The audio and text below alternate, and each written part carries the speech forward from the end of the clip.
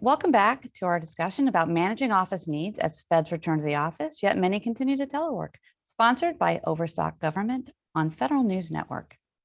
I'm your moderator, Vanessa Roberts, and my guest today is Overstock CEO, Jonathan Johnson. Hello again, Jonathan. Great to be here. I love talking about this topic because we want to help the federal government be ready to come back to work. All right, and it's going to be a busy few months for sure. So let's dive back in. So most feds, they've been away from their offices for almost 2 years. So obviously there's going to be a scale up as employees return and some continue to telework. But certainly there's going to be needs other than office and cleaning supplies, which you kind of touched on earlier. But what about things like replacing furnishings or upgrading office spaces? So let's talk about that a little bit more and maybe the types of things that agencies have been buying from you all in this first year, but what maybe they should be prepared for now that they might need to replace or think about in that new office environment in this new hybrid world order. Look, I think as all employees return to the office, we're expecting something different than we left. We've gotten used to working from home. We've gotten used to certain amenities that make us feel comfortable working. And I think as we go back to the office, we need to be thinking about ways that make it feel the same kind of comfort that we've become accustomed to over the last couple of years of working from home.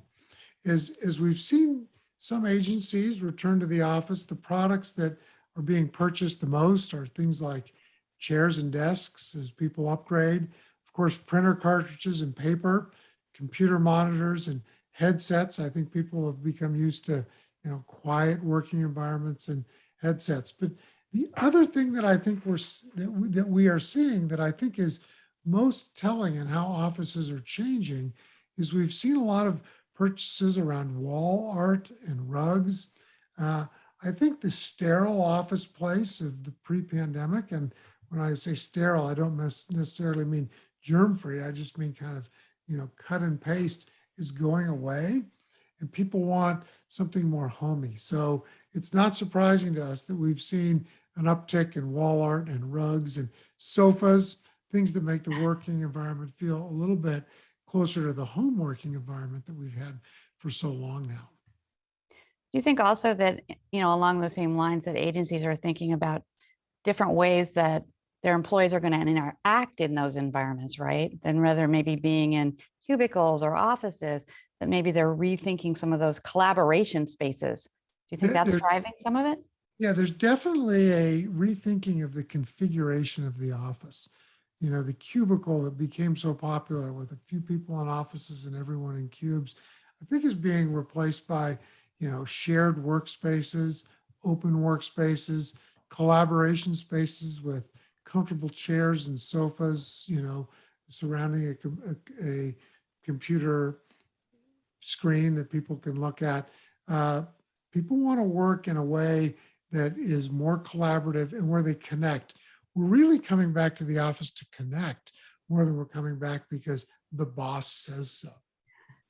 Right.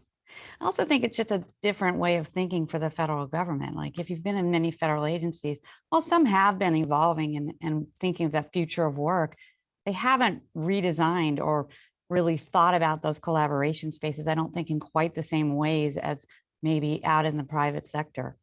This is a great time to reset and figure out how people work best together. And I think that includes more collaboration space for sure. Yeah. Well, I mean, obviously there's going to be a lot of busy activities. People are preparing for this mass return, especially there's some really large agencies where it's just going to be a big ramp up for them. How can using the commercial marketplace, the pilot, make that easier? And how does managing it, is it easier because of some of the things that you're able to get as an agency by using the marketplace pilot? Yeah, I mean, the intent of this pilot program is really to make government shopping easier and simpler by making government procurement as easy as consumer purchasing. It's really a revolutionary program. It's changing the way government procurement is done. And Overstock helps in this by the 3 brand pillars that I discussed before. It's product findability. It's leveraging our technology from our commercial site. It's the thousands of vetted companies so that government purchasers and purchase agencies can know that they're, who they're purchasing from. They get data on whether it's a small business, a woman-owned business, or an Ability One or environmentally preferred product. There's great value. The purchaser can be assured that they're getting top quality products at the best price. We're everyday low prices and we're tax exempt. And then free shipping on everything. There's no checkout cart sticker shock.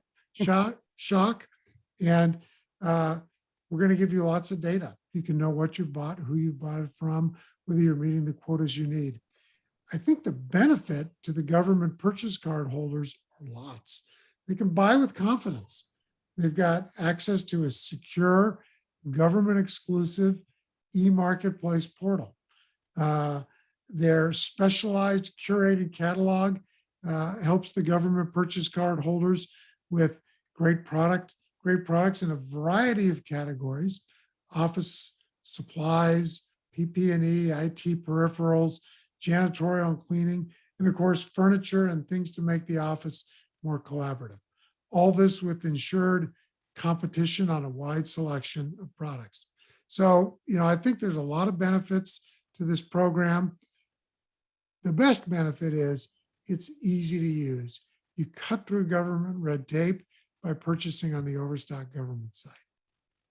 Talk a little bit about the data, the types of data that people have access to, and how managing that will make it easier going forward. And can you use that in your cart? Like if you're in your cart, can you easily see things you've purchased previously? Can you run reports? Can you talk about that a little bit? Yeah, it allows people to run reports on, who the source, who's the suppliers of these contracts are. If you have quotas you need to meet on, veteran-owned businesses or other things, minority-owned businesses, we can provide that data on Overstock government. You can see by looking at your purchase history what you've purchased before. If there's certain products you need to reorder, that's an easy thing to do.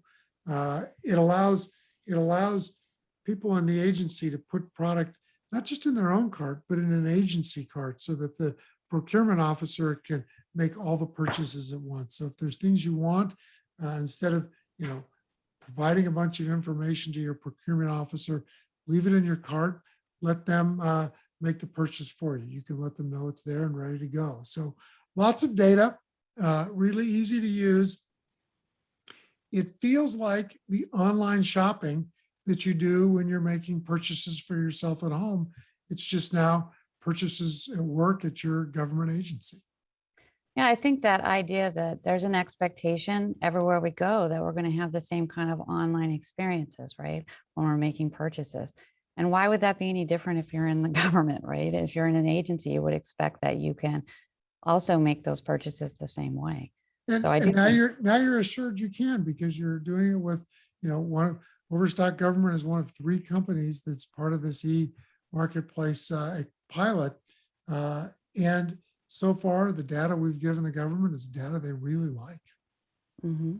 Well, and also it's helpful to them too, from analytics perspective of being able to understand like what purchases are needed, which will probably be really critical in this next few months as people are, returning, and also how it will evolve into the place where some people don't return or they work part-time in the office and part-time at home. And understanding like the purchasing, patterns and that type of thing will now be possible because that data would be centralized. Yep, and that's for sure. And think about people who are working both at home and at work. There are certain office supplies they're going to need at both. They may need the peripherals at both, and we don't want to have. No one wants to be forced to commute with all your peripherals and screens and different things. So this is a great time for agencies to allow their employees to have work environments 2 places so they can be most productive all the time. Right. I mean, they actually have to think about things differently than they once did. I mean, because really for the last couple of years, everybody was remote, or most people, not everybody in government, but most people. So you were stocking or supplying those needs there, but now they might be both places, right? And so it will change. And so having data obviously would be very helpful in kind of planning out, how the government can purchase these things smartly and understand what they really need. So I think that this platform will be actually probably really useful as a pilot for the government to figure those things out as it moves to this new, this new work order. Vanessa, people always say data, data, data. And I think that's only half of the equation. What we really need is helpful data, helpful data, helpful data. And that's what we're supplying. All right. Well, let's talk about Overstock itself for a second, because you guys are a little bit in a similar position. Not everybody's going to be returning to your offices, but you are beginning to have people return to your offices and workspaces if they choose. What advice personally would you offer to agencies? Like, what have you learned from, your own company and working with your own staff on this? Yeah. So we've spent a lot of time thinking about this, and we rolled out at the end of the last year what we call our forward plan. And forward stands for the future of remote work and reentry design. We've learned that pre-pandemic, we all worked well together and were very productive. But during the pandemic, we all worked very well together and were productive working from home. So we don't feel an immediate need to get everybody into the office. But when we come to and therefore we want to provide permanent flexibility. We want our employees to be able to work where they work best and where they're most productive. But when we decide to bring everyone to the office for certain events, we want to do it with a purpose. And so when we bring people together, whether that's smaller groups of executives or the whole company a couple times a year, we do it with three purposes in mind: to collaborate together, to connect with each other, and to celebrate what we're doing as Overstock. It's the social interaction, it's the collaboration that's missed sometimes when we're all working from home. But if we're purposeful in getting together, and those days when we get together are different from days when we're working from home, they're not quite as task oriented, they're more celebratory, connectedness and collaboration focused, it's better. And by giving remote as a new option, we've been able to expand our workforce to most places in the country. I think that those are things that the government should be thinking about. When you're asking people to come to the office, for what purpose? And how are you encouraging them to connect when they're still remote?